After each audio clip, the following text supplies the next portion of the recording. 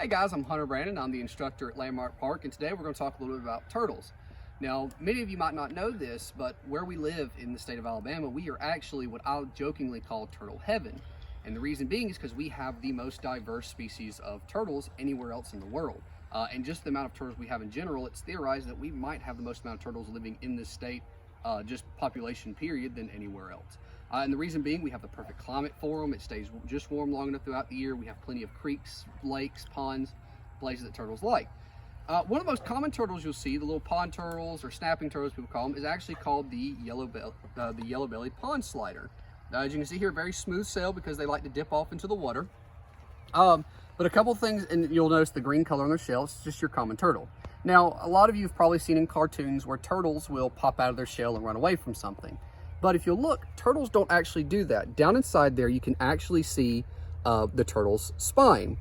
And the shell is actually much like a turtle's rib cage, is a good way I like to put it, because it's, part of the turtle. Now, its shell does come in two different parts and is connected here at the middle.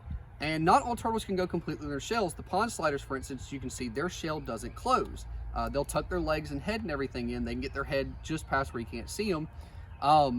Which is normally good enough for them because they get a lot larger than this. But some turtles don't get very big and they have to build their own defensive system. So, with me today I have one of Landmark Park's favorite guests, or favorite pets, and that is Bob. Now, Bob is a box turtle, and you can see he's sticking his head out a good way. Bob loves saying hello. Now, Bob, if you look back here, his shell is flexible. If you notice when I push right there, it shuts a little bit. Bob can actually push himself all the way into his shell where you can't see Bob at all. And if you notice there, box turtles also are really pretty. They have a really pretty shell color. He's got those beautiful orange eyes, real soft skin. Now, what's really interesting about the box turtles, most times we see turtles swimming. Box turtles actually don't swim. If you'll notice, his feet have the claws on them, and you notice how he's pushed into me real hard right there.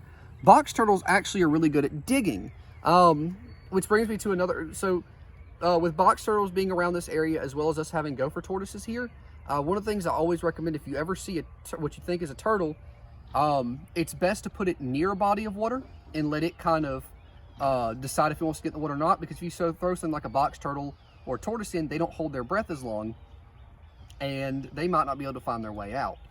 So we're going to put Bob back up because he's getting a little antsy here. Gigantic is a alligator snapping turtle. Now, the reason these guys are called this is because, one, their shells are incredibly hard. So I'll let you get a good look at that. This is an actual shell from an alligator snapping turtle. And there's a spine in there so you can see again. Now, these guys don't really tuck in their shell like most turtles do because they are so hard-skinned and so tough. And they really don't have many predators other than possibly alligators. And even then, that's rare. So, I'll show you the snapping turtle's head. Now, its bite, if this was a real alligator snapping turtle, that right there would take my finger off in a heartbeat. But you can see this is a pretty good sized one. Now, when they get to about this size, they can sit underwater having to take a breath. And what they do is, they come to the surface and they breathe in their mouths. But believe it or not, when they exhale underwater, they actually breathe out their butts. A lot of the time these guys will sit underwater for so long that creeks and stuff will bury them completely in dirt, and when they move they'll pick up and there'll be a hole left from where that guy used to sit. Now, if any of you do visit Landmark Park, if you go on our boardwalk, when you get to our creek where you can see one of the beaver dams, if you throw some bread down there, there's actually an alligator snapping turtle who's a little bit smaller than this guy. His head's probably about yay big around, but still a good sized one that will come up out of the water and eat the bread that you throw. Now, lastly, I talked about how many turtles you can see here in Alabama.